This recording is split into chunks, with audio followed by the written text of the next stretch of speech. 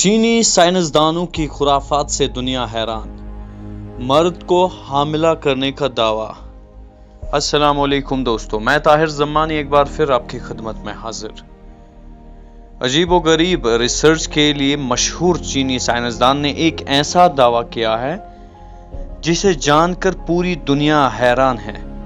سائنسدانوں کا کہنا ہے کہ انہوں نے مرد کو حاملہ یعنی کہ کنسیو کرنے کا چمتکار کر دکھایا ہے، گویا کہ اب عورتوں کی طرح مرد بھی بچے پیدا کر سکیں گے۔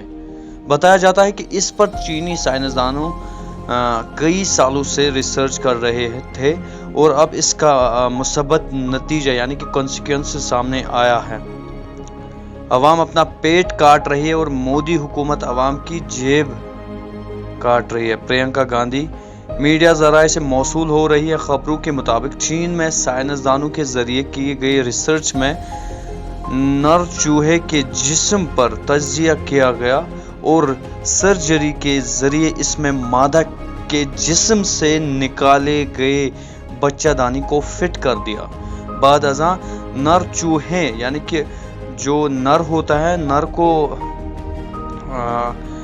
اردو میں کہتے ہیں، اس کو گرامیٹیکلی یوز کیا جاتا ہے نر ورڈ کو، نر اور مد۔ نر یعنی مرد، اس کو جنڈر اگر دیکھا جائے، نر جنڈر میں میل کو کہتے ہیں اور مد جنڈر میں فیمیل کو کہتے ہیں۔ اسی کے نر چوہے کو حاملہ کر کے آپریشن کے ذریعے بچے پیدا کروائے گئے۔ اس ریسرچ کے بعد اب مستقبل میں مردوں کے حاملہ ہونے کے امکانات بڑھ گئے ہیں۔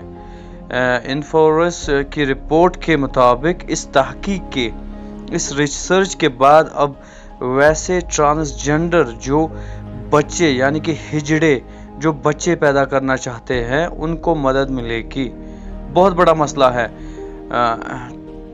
شیولے کی پہاڑیوں میں مقیم گوجروں کی ٹیکہ کاری۔ کئی لوگ چینی سائنسدانوں کے اس ریسرچ کو خرافات بتا رہے ہیں، حالانکہ سائنسدانوں میں اس کو لے کر کافی جوش دیکھنے کو مل رہا ہے۔